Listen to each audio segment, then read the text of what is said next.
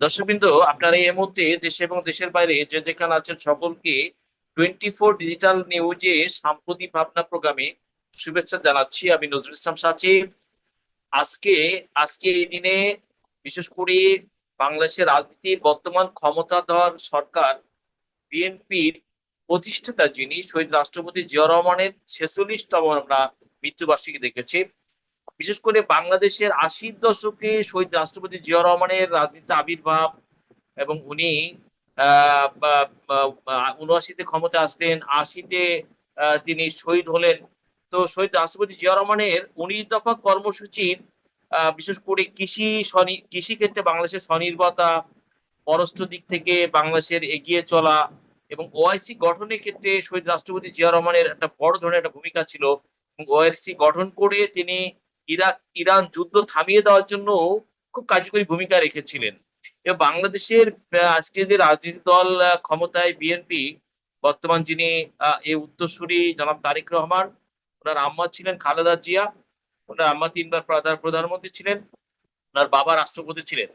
একটি দল এই যে বাংলাদেশের এই অধ্যায়গুলোতে 4-5 বারের মতো ক্ষমতায়, সেখানে এই পরিবারের পিতা ছিলেন রাষ্ট্রপতি, মা প্রধানমন্ত্রী, ছেলে প্রধানমন্ত্রী।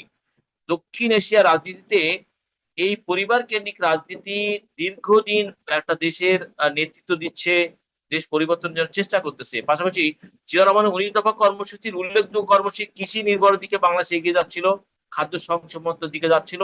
পাশাপাশি পররাষ্ট্রনীতির ক্ষেত্রে একটা উল্লেখযোগ্য ভূমিকা তিনি রেখেছেন ওআইসি গঠন করে। বীর মুক্তিযোদ্ধা আনোয়ার হোসেন স্যার, আপনাকে সালাম শুভেচ্ছা জানাচ্ছি।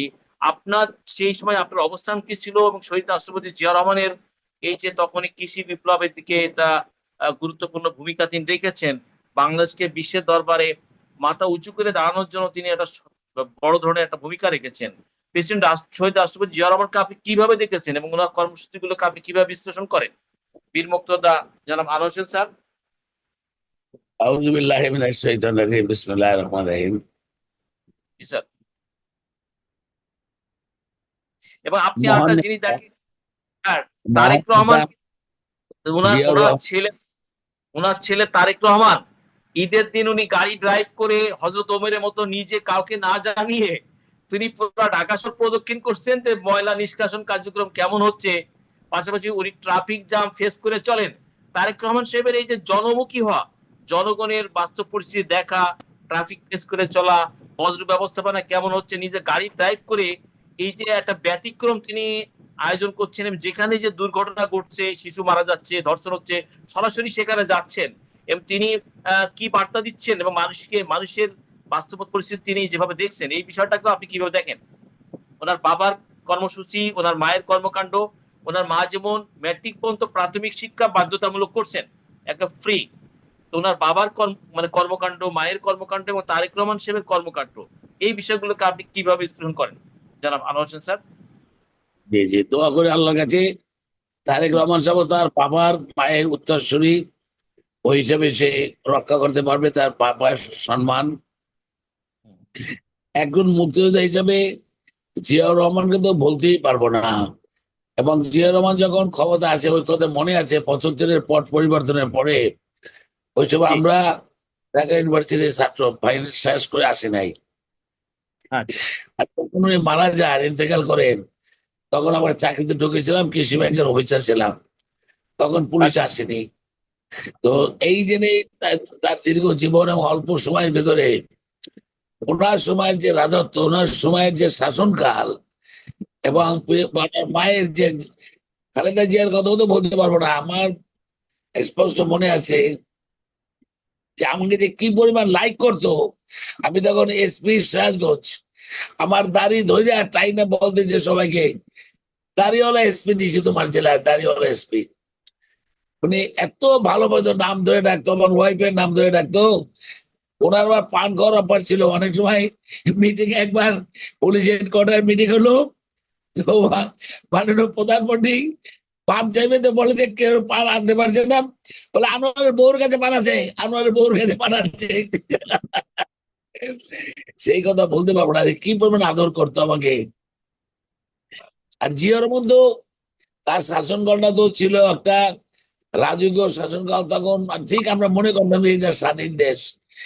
আমার একটা কথা মনে আছে, প্রচলিত ছিল তখন, তখনকার আর্মিরা বলছিল জিয়া রহমানকে যে স্যার আপনি হুকুম দিলে আমরা মায়ানমারকে দখল করে নেই। তো জিয়া রহমান বলছে আস্তে আস্তে যাও, আস্তে ছোড়ো যাও ছোড়ো। মানে এত স্ট্রং ছিল তখন কমান্ড, এবং এই দেশের জনগণের মনের যে দৃঢ়তা, আর্মিদের যে মনোবল, আর সেই আর্মি কোথায় চলে গেল আজকে। আজকে ইন্ডিয়া আমাদেরকে বর্ডারে ডেইলি লোক মারতেছে, আমরা প্রতিবাদ জানাতে পারছি না। তবে এটা একটা সুখের খবর যে তারেক রহমান আসার পরে আর্মিদের ভিতরে একটা সচেতনতা বোধ, একটা দেশপ্রেম, এটা আবার ফিরে আসছে। আমি দোয়া করি আল্লাহর কাছে যে ওনার বাপের চেয়ে উনি হয়তো কোনো অংশে কম করতে পারবেন না ইনশাআল্লাহ, এবং জনগণও তাকে লোভে নিয়েছে, অ্যাকসেপ্ট করেছে। এইটা যেন উনি ধরে রাখতে পারেন, এইটা তার খেয়াল করতে হবে। তার বাপ তার মা দুইজনে এই দেশের রিয়েল দেশপ্রেমী, এবং দেয়ার দি রিয়েল পেট্রিয়ট ছিল তারা। আমরা যারা সচকে দেখেছি, আমরা যারা যুদ্ধ করেছি ওই সময়, আমরা জিয়া রহমান সেই কথা যে যে কালুঘাট বেতার কেন্দ্র থেকে যে স্পষ্ট বললেন, আমি মেজর জিয়া বলছি, স্বাধীনতার ঘোষণা যে দিলেন তখন তো অন্ধকারে আমরা হাতটা ছিলাম, কোনো নেতা নাই আমাদের। তো সেই সময় সে দিক বিদিক অবস্থায় সেই সময় আমাদের যে পথের দিশা দিলেন, এটা তো আমরা কখনোই মুক্তিযোদ্ধারা বলবো না। জি। তো এখন পাশাপাশি স্যার যে খাল খনন করছে, আপনি দেখলেন যে নিজে বাংলাদেশে কৃষি বিপ্লব করবার জন্য নদীর সাথে খালের কানেক্টিভিটি গুলা করে একটা প্রপার জায়গাতে নিয়ে গেছিলেন, এবং তখন কিন্তু বাংলাদেশে ধানের বাম্পার উৎপাদন হয়েছিল। তখন এই 80-র দশক থেকে বাংলাদেশ কিন্তু বিদেশে ধান রপ্তানি, চাল রপ্তানি মানে বাজারে প্রবেশ করেছিল। পাশাপাশি উনি ওআইসি গঠনের জন্য খুব গুরুত্বপূর্ণ ভূমিকা রেখেছিলেন। বা উনি সৌদির বাদশা ফাহাদ সাহেব, তারপরে আপনার ইরাকের প্রেসিডেন্ট সাদ্দাম সাহেব, তখন মুসলিম বিশ্ব কিন্তু একটা গুরুত্বপূর্ণ একটা রাজনৈতিক প্ল্যাটফর্মে চলে গেছিল। প্রেসিডেন্ট জিয়া রহমান সেখানে বড় ধরনের গুরুত্বপূর্ণ ভূমিকা রেখেছেন। বলুন এই ব্যাপারে। উনি সমস্ত মুসলিম ওয়ার্ল্ডকে এক করার জন্য যে হ্যাঁ, নেতৃত্ব দিয়েছে, এখন যারা হজে যায় তারা বলে জিয়া গাছ, ওখানে যে সে যে সৌদি আরব যে গাছ পাঠায় যে ই কাটতে নিম গাছ লাগাই যাচ্ছে, এবং এখনো নিমের নিচে আমরা গিয়ে ওখানে বিশ্রাম করি, এবং সবাই বলে যে জিয়া গাছ। এই যে একটা উনি একটা ক্রিয়েটিভ একটা নূতনত্ব, একটা যে সারা বিশ্বে মুসলমানদের একটা জাগরণ এনেছে, এবং সমস্ত মুসলমানদের ভিতরে ঐক্য করার জন্য। যে কথা আমি বলবো যে যে এক অবস্থা যেটা আমাদের মাননীয় প্রধানমন্ত্রী, বর্তমান যিনি প্রধানমন্ত্রী তারেক রহমান, উনি যখন লন্ডনে ছিলেন তখন উনিও কিন্তু এই কথার একটা হুঙ্কার দিয়েছিলেন, এবং বলেছিলেন যে আপনারা বাংলাদেশের আলেম ওলামা চিন্তা করে দেখেন যে সারা বিশ্বের মুসলমানরা একই দিনে ঈদ কোরবানি করতে পারে কিনা। এটা মানে একটা মুসলিম সলিডারিটির কথা, ঠিক ওনার বাপের কথা। ওনার বাপও যেভাবে চাইছিল সারা বিশ্বের মুসলিম ঐক্য, ঠিক আমি বলবো যে তারেক রহমান চাচ্ছে। এখন বিভিন্ন পরিবেশ পরিস্থিতিতে, যাই হোক, আমি স্মরণ করে দিলাম এই কথাটা আসলো সেই জন্য, কারণ ব্যক্তিগত ভাবে এই ফ্যামিলির সাথে এত ওতপ্রোত জড়িত যে চাকরি জীবনে, যে কথা বললাম যে আমার দাড়ি ধরে টাইনা সে ছবিও পত্রিকা আসছে, যে আমার দাড়ি টাইনা সবাইকে বলতে যে সাহেবগঞ্জে যে দাড়ি হলো এসপি। আচ্ছা আচ্ছা।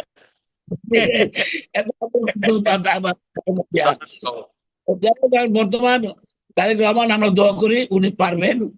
তো মনে আরো দৃঢ় হইতে হবে, আরো শক্ত হতে হবে, আরো কঠোর আপনি হতে হবে। আপনি বাংলাদেশে দেখেন উনি সকাল 9টা অফিস করে, বাংলাদেশে কোনো প্রাইম মিনিস্টার প্রেসিডেন্ট একেবারে জাস্ট 9টা কর্মচারীদের মতো 9টা অফিস করেন, 4টা 5টা মিটিং করেন, এবং ট্রাফিক জ্যাম ফেস করে, তিনি রাস্তায় ট্রাফিক জ্যাম ফেস করে, বাংলাদেশে কোনো প্রাইম মিনিস্টার প্রেসিডেন্ট তো ট্রাফিক জ্যাম সিভিলিয়ানদের মতো ফেস করে চলেন নাই। এবং তারেক সাহেব কিন্তু বাস্তবিক পরিস্থিতি, দেশের পরিস্থিতি, সাধারণ মানুষের আকাঙ্ক্ষা, সাধারণ মানুষের আপনার যে ভোগান্তি, সাধারণ মানুষের সমস্যাগুলো তিনি বাস্তবে দেখে উপলব্ধি করে সামনে এনে করবার চেষ্টা করতেছেন। বলেন। না, এটা তো অবশ্যই প্রশংসনীয়, এটা আমাদের গর্ব, আমাদের অহংকার যে ভিড়ের মাঝেও আমার ছেলে, আমি তো এখন চাকরি যাই না, আমার ছেলে ব্যাংকের জি। অফিসার, সে বলে আব্বা আমি হ্যাঁ। তারেক রহমানের গাড়ির পিছনে ছিলাম, দাঁড়াই হ্যাঁ। আছে জামের হুম। ভিতরে। এটা একটা হ্যাঁ। বিরাট ব্যাপার। হ্যাঁ। উনি আগে সরকারের মতো পাশাপাশি। টাকা জি। পরিষ্কার করে একা হ্যাঁ। যায় না, জনগণের সাথে হ্যাঁ। নিয়ে যাচ্ছে। হ্যাঁ। এটা আমাদের একটা হ্যাঁ। অহংকার, আমাদের গর্ব যে আমরা এরকম প্রাইম মিনিস্টার পেয়েছি। তবে তাকে এটা ধরে রাখতে হবে। সেটাই।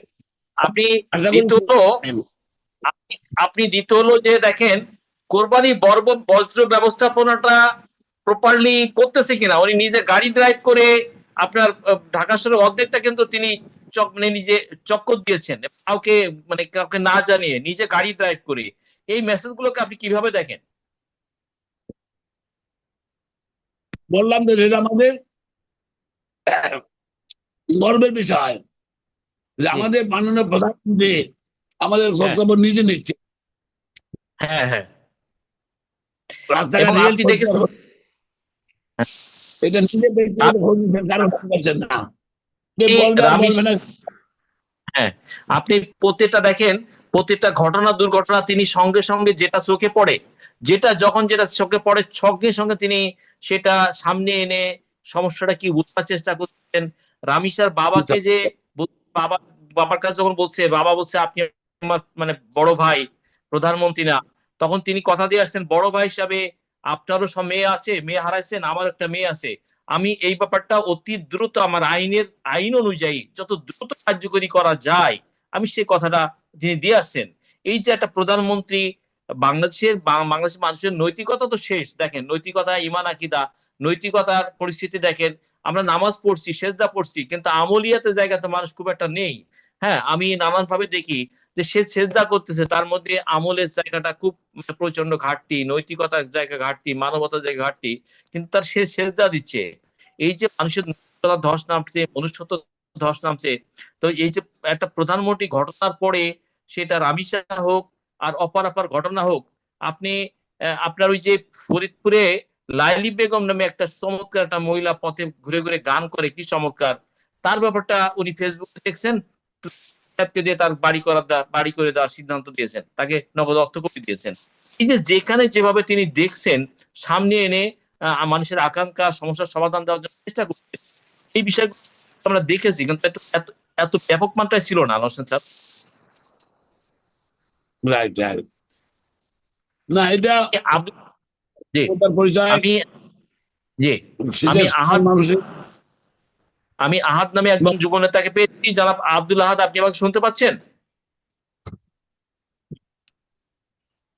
জি, আসসালামু আপনি আলাইকুম, আমি শুনতে পাচ্ছি। ঈদ আমি মোবারক। আপনাকে ডিজিটাল নিউজের পক্ষ থেকে জানাচ্ছি আপনাকে শুভেচ্ছা। আজকে রাষ্ট্রপতি জিয়াউর রহমানের, শহীদ রাষ্ট্রপতি জিয়া রহমানের 46তম মৃত্যুবার্ষিকী। তো উনি নিজে সরাসরি তখন এসপি ছিলেন, আনোয়ার হোসেন স্যার, উনি ডিআইজিতে রিটায়ার করেছেন। রাষ্ট্রপতি জিয়াউর রহমানের কণ্ঠে ওনারা ঘোষণা শুনে মুক্তিযুদ্ধে গেছেন, এবং ছিলেন শহীদ রাষ্ট্রপতি জিয়া রহমান তখন রাষ্ট্রপতি।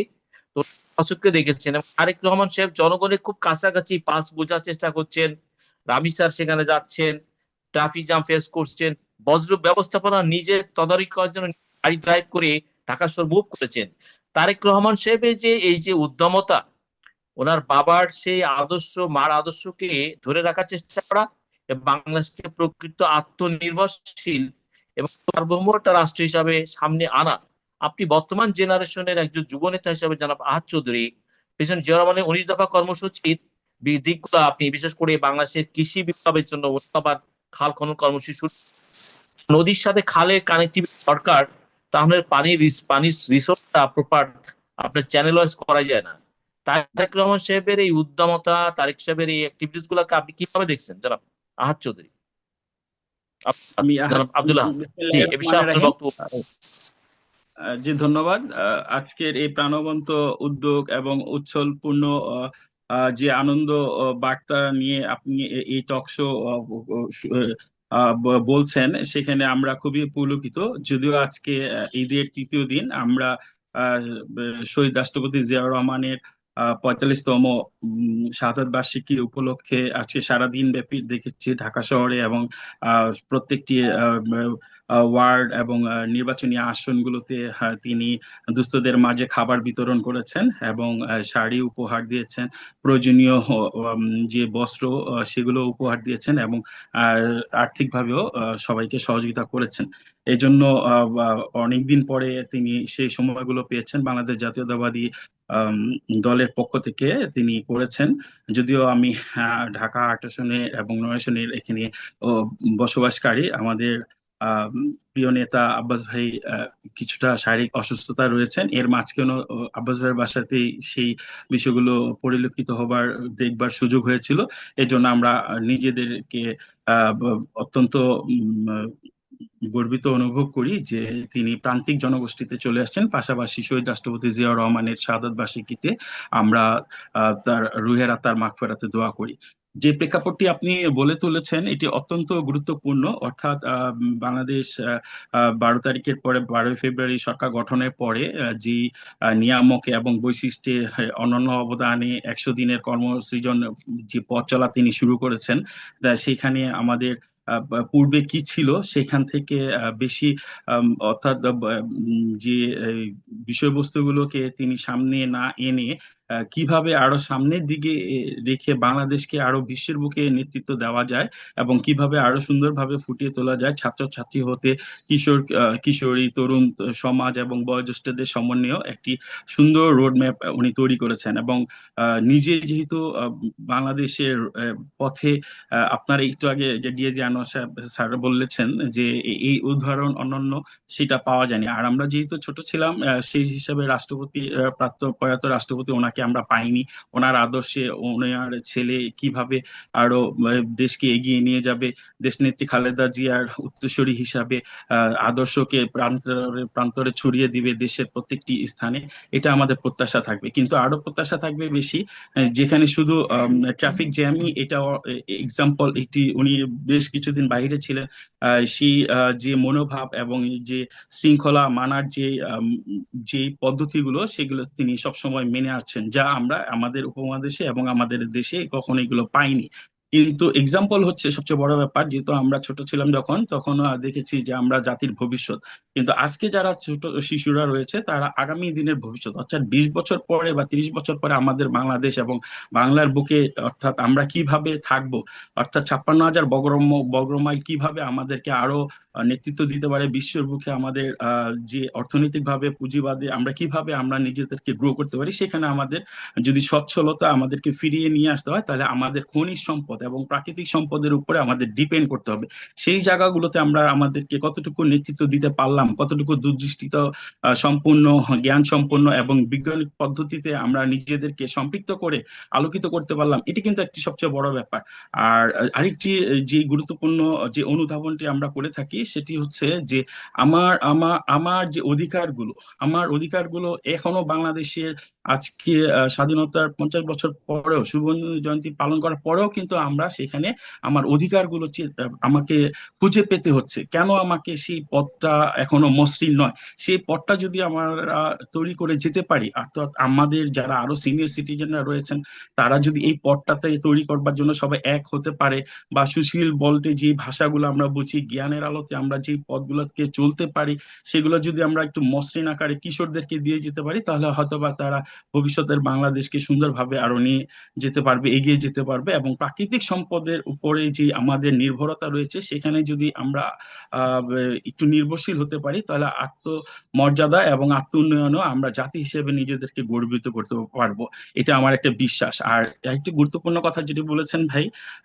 সাচিব ভাই, নজরুল ইসলাম সাচিব ভাই, যে আহ, নদী এবং খালকে, অর্থাৎ সুজলা সুফলা শস্য শ্যামলা অপরূপ সৌন্দর্যের লীলাভূমি, আমাদের এই প্রাকৃতিক সৌন্দর্যের দেশ হচ্ছে বাংলাদেশ। সেখানে অবশ্যই এই নদী নাব্যতা রক্ষা এবং অন্যান্য যে অতিরিক্ত পানি ধারণের জন্য এই পদ্ধতি গুলো আমরা অনেক দিন যাবত দেখা হয়নি আমাদের, আমরা তখন ছোট ছিলাম, কিন্তু এখন যেহেতু এটা পরিলক্ষিত হচ্ছে সেই অনুযায়ী প্রেক্ষাপটে আমরা আশাবাদী যে কৃষক, বাংলার যারা নারী এবং বধূরা রয়েছেন এবং যারা এখানে আরো উন্নত উর্বর জমি বৃদ্ধিতে আরো সহায়ক হবে এবং আমাদের কৃষি জমিগুলো উর্বর হবে, এটা আমাদের সবচেয়ে বড় আর কি প্রাপ্তির একটা অংশ বিশেষ হবে বলে আমার আর কি আশাবাদ।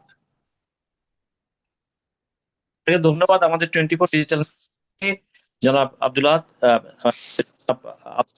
আদ ভাই, সম্পদের আপনি কাজ করেন। এরপর যে মোহাম্মদ মাসুম আছেন, যে এই সংগঠন আন্দোলন 24 দেখবেন। মোহাম্মদ মাসুম, আপনাকে সালাম শুভেচ্ছা জানাচ্ছি। আপনি আমাকে শুনতে পাচ্ছেন? হ্যালো মোহাম্মদ মাসুম, আপনি আমাকে শুনতে পাচ্ছেন? হ্যালো মোহাম্মদ মাসুম, আপনার ভিডিওটা ক্লিয়ার করে নেন। জনাব মোহাম্মদ মাসুম, শুনতে পাচ্ছেন? জি, আপনাকে আসছি। ধন্যবাদ। আপনি দীর্ঘদিন আপনি কৃষকদের ন্যায়সঙ্গত দাবি নিয়ে, কৃষকদের অধিকার নিয়ে আন্দোলন করছেন। প্রেসিডেন্ট জিয়াউর রহমান যে সবুজ বিপ্লব আরম্ভ করেছিল কৃষি সেক্টরকে সামনে প্রাধান্য দিয়ে, তো বিএনপির বর্তমান সময়ে কৃষকদের যে ন্যায়সঙ্গত দাবি আছে, কৃষকদের যে সমস্যাগুলো আছে, সংকটগুলো আছে, সেক্ষেত্রে প্রেসিডেন্ট জিয়াউর রহমানের দৃষ্টিভঙ্গি আর ওনার জেনারেশন তারেক জিয়া সাহেবের দৃষ্টিভঙ্গি, কৃষকদের ন্যায়সঙ্গত অধিকার দাবিগুলা কি কি, বর্তমান কৃষক সমস্যা কি কি জানাবো? ধন্যবাদ নজরুল ভাই। আসলে আজকে আমার নাম চাষী মাসুম। আমি দীর্ঘদিন থেকে মাওলানা ভাসানীর কৃষক সমিতি করি। দেশের কৃষি এবং কৃষকের উন্নয়নে আমরা আন্দোলন সংগ্রাম করি। এর বাইরে শেখ হাসিনার ফেসিবাদী আন্দোলনের বিরুদ্ধে দীর্ঘ আন্দোলনে কৃষক সমিতি মাঠে ছিল এবং জুলাই বিপ্লব মাঠে ছিল। আজকে এমন একজন মানুষের মৃত্যুবার্ষিকী সারা দেশে শ্রদ্ধার সহিত পালিত হচ্ছে। উনি আমার দেখা বাংলাদেশের শ্রেষ্ঠ শাসক। এখানে আনোয়ার স্যার তো জিয়াউর রহমানকে দেখছেন, হাত তো অনেক ছোট বয়সে আমাদের। আমি 81 সালে একদম জিয়াউর রহমানের শাসনের শেষে আমার অল্প খেয়াল আছে, সে সময় আমি আমার আব্বার সাথে মোহাম্মদপুর কাঁচা বাজারে গিয়েছিলাম। আমি তখন দেখলাম যে বাজারে আপনার বোঝাই শাক সবজি মাছ চাল ডাল কোনো কিছুর আপনার অভাব নাই। আচ্ছা, এটা থেকে আমি হয়তো যারা জিয়াউর রহমানের শাসনকে দেখে নাই, তারা জিয়াউর রহমানকে ঐতিহাসিক তথ্যের ভিত্তিতে এবং মুরব্বীদের কথার ভিত্তিতে মূল্যায়ন করে। আর আমি তো জিয়াউর রহমানের শাসনের একদম শেষের দিকটা দেখেছি। এবং আমি সবসময় শুধু বিএনপি না, সব দলের নেতা কর্মীদের বলি যে আপনারা একটু দয়া করে জিয়াউর রহমানের 19 দফা পড়বেন। জিয়াউর রহমান শুধু বিএনপির নেতা না, উনি আমাদের নেতা, উনি বাংলাদেশের একজন সফল শাসক।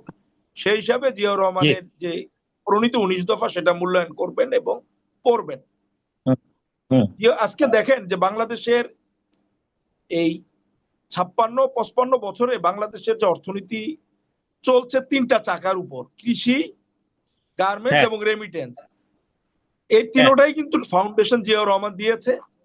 পরবর্তী শাসকরা সেটাকে অগ্রসর করেছে, কিন্তু নতুন কিছু এর বাইরে দেখেন অর্থনীতির কিন্তু আর নতুন কোন চাকা বা খাত কিন্তু সেভাবে আবিষ্কার হয় নাই। জিয়াউর রহমান যে 3টা ফাউন্ডেশন দিয়ে গেল, আপনার কৃষি, রেমিটেন্স আর হচ্ছে গার্মেন্টস। তা আজকে আমি জিয়াউর রহমানের 19 দফাটা পড়েছি এবং শহীদ রাষ্ট্রপতি জিয়াউর রহমানের জন্য দোয়া করেছি, খালেদা জিয়ার জন্য দোয়া করেছি। এরশাদ বিরোধী আন্দোলনের শেষের দিকে 89-90 সালে, তখন আমি হাই স্কুলে পড়ি, আমি তখন সরাসরি এই খালেদা জিয়ার সাথে ওনার অনেক পিছনে থেকে এই এরশাদ বিরোধী আন্দোলনে আমি অংশগ্রহণ করেছি। খালেদা জিয়ার আত্মাকে আল্লাহ পাক শান্তি দেখ, তার কবরকে জান্নাতের বাগান করুক। খালেদা জিয়ার জন্য আজকে আমি দোয়া করি, জিয়াউর রহমানের জন্য দোয়া করি। যেটা আমার আজকের আলোচনার আমি যেটা করব সেটা হলো যে জিয়াউর রহমান 19 দফা আমি পড়েছি। এটা একটা বাংলাদেশের উন্নয়নের একটা রূপরেখা ছিল, সামগ্রিক উন্নয়নের রূপরেখা। সেখানে আপনার বাংলাদেশের রাষ্ট্রের সাথে, রাষ্ট্র পরিচালনার সাথে, স্টেট ক্রাফটের সাথে যতগুলো বিষয় জড়িত আছে সবগুলোর উপরে আলোকপাত করেছি। কিন্তু যেহেতু আমি কৃষক রাজনীতি করি এবং আপনি বলেছেন যে জিয়াউর রহমানের 19 দফা কিভাবে কৃষি এবং কৃষকের উন্নয়নে ভূমিকা রেখেছে, আমি ভালো করে পড়েছি এবং সেখানে আমি দেখলাম যে 3টা পয়েন্ট 3, 5 এবং 6 জিয়াউর রহমানের, শহীদ রাষ্ট্রপতি জিয়াউর রহমানের 19 দফার 3, 5, 6 যে দফাগুলা, সেটা সরাসরি স্বনির্ভর অর্থনীতি এবং সে স্বনির্ভর অর্থনীতি বিনির্মাণে সবচেয়ে অগ্রাধিকার দিয়েছে কৃষি এবং খাদ্য স্বয়ংসম্পূর্ণতা। কারণ জিয়াউর রহমান যখন দায়িত্ব নেয় তখন আপনারা জানেন তার আগে ৭৪-এ দুর্ভিক্ষ হয়েছে, বাংলাদেশ একটা খাদ্য ঘাটতির দেশ ছিল। তো জিয়াউর রহমান ক্ষমতায় আসার পর জিয়াউর রহমান বুঝতে পারলেন যে বাংলাদেশের উন্নয়নে কয়েকটা খাতকে গুরুত্ব দিতে হবে। তার মধ্যে একটা হলো প্রধান হলো কৃষি, আর কৃষিকে কেন্দ্র করে যেটা আপনি বললেন খাল খনন, গ্যারান্টি ক্লোজ সহ ভারতের সাথে গঙ্গা চুক্তি, তারপরে নদীকে ড্রেজিং করা এবং এবং অর্থনৈতিক উন্নয়নে বেসরকারি খাতকে উৎসাহ প্রণোদনা দেওয়া, সুশাসন, জনসংখ্যা নিয়ন্ত্রণ, শিল্পায়ন, সবগুলি উনি গুরুত্ব দিয়েছিলেন। আপনার জিয়াউর রহমানের 19 দফার 3 দফায় বলা হয়েছে সর্ব উভয়ে আত্মনির্ভরশীল জাতি গঠন করা। 5 নম্বরে বলা হয়েছে সর্বোচ্চ অগ্রাধিকার কৃষিকে সর্বোচ্চ অগ্রাধিকার দিয়ে জাতীয় অর্থনীতির উন্নয়ন, আর হচ্ছে খাদ্য স্বনির্ভরতা অর্জন। কারণ ৭৪ সালে দুর্ভিক্ষের পর বাংলাদেশ একটা খাদ্য ঘাটতির দেশে পরিণত হয় এবং আমাদেরকে বিভিন্ন দেশের আমেরিকা সহ জাতিসংঘ, ওয়ার্ল্ড ফুড অর্গানাইজেশনের উপর খাদ্যের উপর জন্য নির্ভরশীল আমরা। কিন্তু শহীদ রাষ্ট্রপতি জিয়াউর রহমান সাহেব বিজ্ঞ মানুষ, উনি সবসময় বুঝতেন যে 4টা নিরাপত্তা এটা আপনার স্বাধীনতা এবং সার্বভৌমত্বের সাথে জড়িত। খাদ্য নিরাপত্তা, জ্বালানি নিরাপত্তা, পানি নিরাপত্তা, আর হচ্ছে সামরিক নিরাপত্তা। আপনি দেখেন এই 4টাই কিন্তু জিয়াউর রহমান জোর দিয়েছিলেন। উনি খাদ্য নিরাপত্তায় জোর দিয়েছিলেন।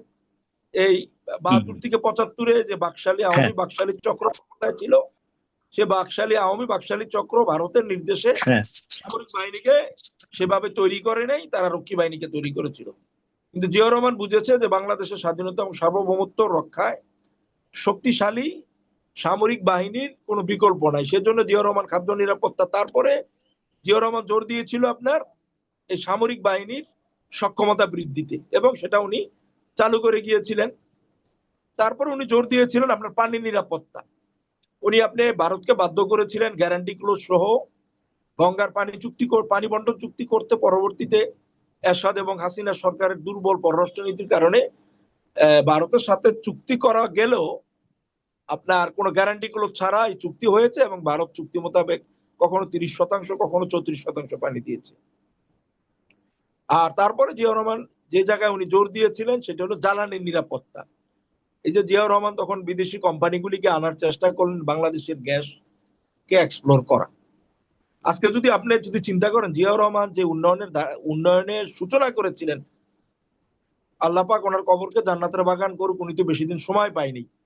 কিন্তু পরবর্তী সরকারগুলো যদি জিয়াউর রহমান যে 4টা অগ্রাধিকার কৃষি, খাদ্য, জ্বালানি, সামরিক এবং পানি, যদি এই 4টা জায়গায় কাজ করতো আজকে বাংলাদেশের অর্থনীতি স্বনির্ভর হতো। আমার আব্বা একটা প্রায় বলতো, যদি শহীদ রাষ্ট্রপতি জিয়াউর রহমান 20টা বছর দেশটা চালাতে পারতেন তাহলে বাংলাদেশটা স্বনির্ভর হতো।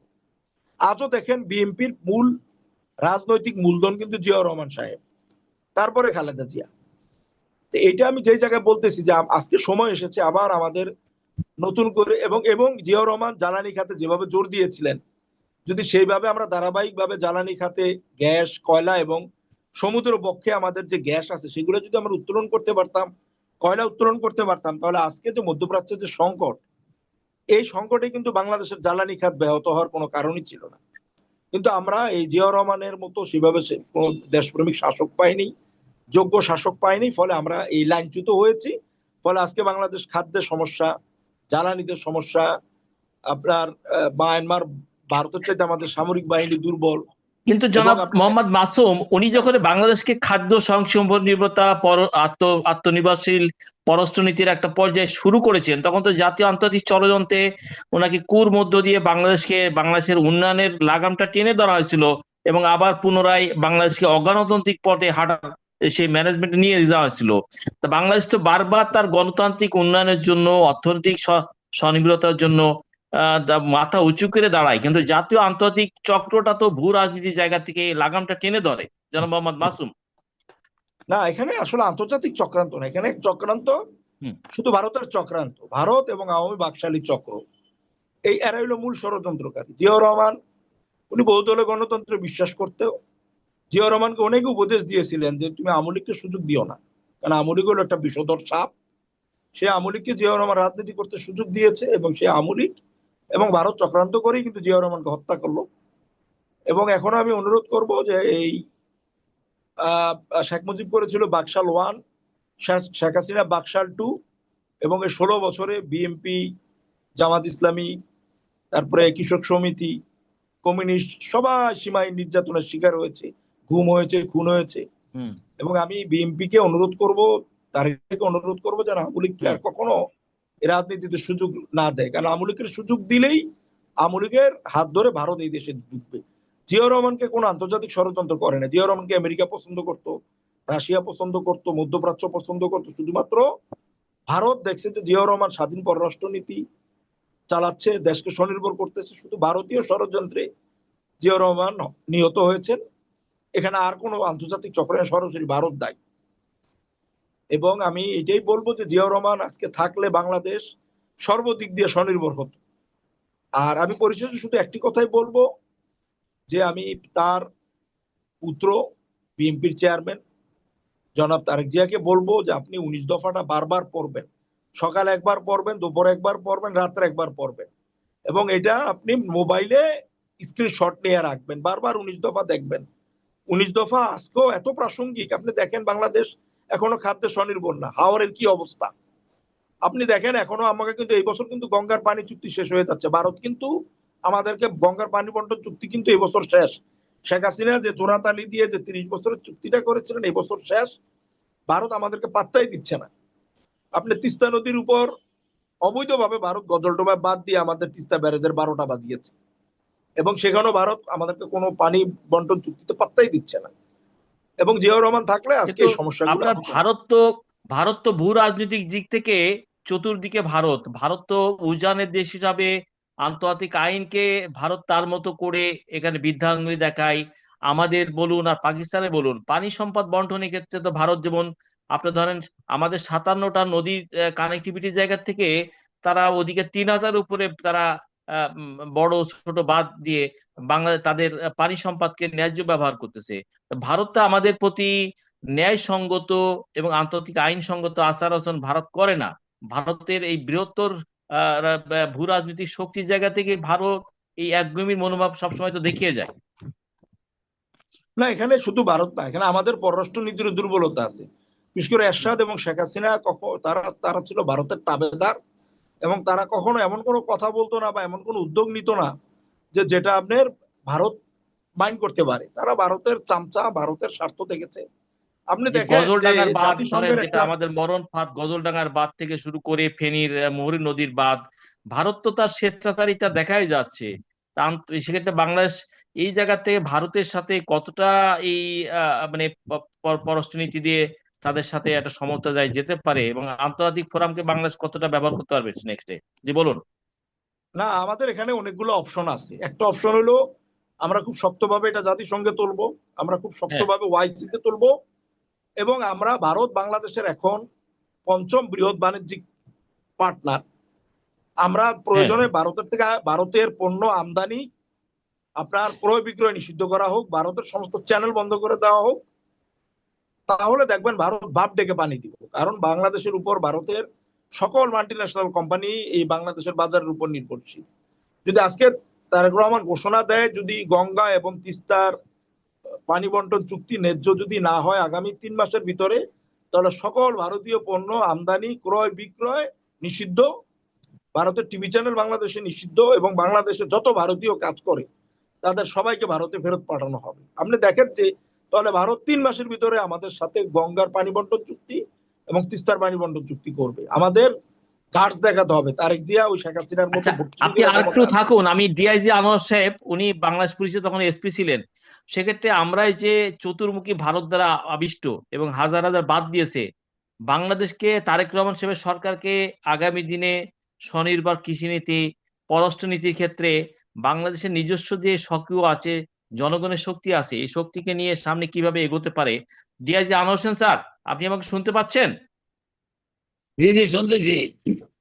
স্যার, এই যে মোহাম্মদ মাসুম, তিনি বাংলাদেশকে স্বনির্ভর আত্মনির্ভরশীল দেশ হিসাবে 4টা বাংলাদেশের যে রিসোর্স আছে, বাংলাদেশকে সামরিক দিক থেকে নিজের স্বয়ংসম্পূর্ণ হওয়া, আপনার মানে অর্থনীতি কৃষির দিক থেকে নির্ভর সম্পন্ন হওয়া, বাংলাদেশের পাশাপাশি বাংলাদেশের মানে আমাদের মিলিটারি পাওয়ার সহ যেসব মানে আমাদের অভ্যন্তরীণ নিরাপত্তা দিক, সামরিক দিক থেকে আমাদের নিজেদেরকে আরো শক্তিশালী অবস্থানের দিকে যাওয়ার জন্য কার্যকরী ভূমিকা রাখা। মোহাম্মদ মাসুমের এই আলোচনাগুলোকে আপনি কিভাবে বিশ্লেষণ করতে চান জনাব মোহাম্মদ আনোয়ার হোসেন স্যার? যে মাধব সাহেবের আলোচনা হ্যালো 100 সত্য কথা, 100 সত্য কথা। হ্যাঁ, কিন্তু আপনি আর মাত্র কিছু ভুল। বলুন, 2-3 মিনিট বলেন। মাসুম সাহেবের কথার সাথে আমি 100% ওকে। জনগণের শক্তি সরকারের দিকে আছে, জনগণের সমর্থন আছে, বিরোধী দলের সমর্থন আছে। বাংলাদেশের নিজস্ব রাজনৈতিক অভ্যন্তরীণ সামরিক শক্তি দিয়ে ভারতের সাথে চেক অ্যান্ড ব্যালেন্স সম্পর্ক ডিবেটে যে আমাদের ন্যায্য পানি সম্পদের হিসাবটা আদায় করে নেওয়া এবং আমাদের সীমান্তের জন্য ভারত আন্তর্জাতিক আইন লঙ্ঘন না করে আমাদের অজস্রিতভাবে এই যে পুশিন সীমান্ত হত্যা এই বিষয়গুলোতে। জি বলুন। না, এইটা ভারত যদি আমাদের একটা হত্যা করে, আমরা আপনি বলেন, 10টা হত্যা আপনার করবো। বক্তব্য বলেন। জি। যদি ভারত আমাদের একটা হত্যা করে বাংলাদেশি লোকেরে, আমরা 10টা হত্যা করবো সাথে সাথে। এইরকম মনোবল থাকতে হবে, এইরকম দেশপ্রেম থাকতে হবে এই দেশের আর্মিদের, এই দেশের বিডিআর এর, এই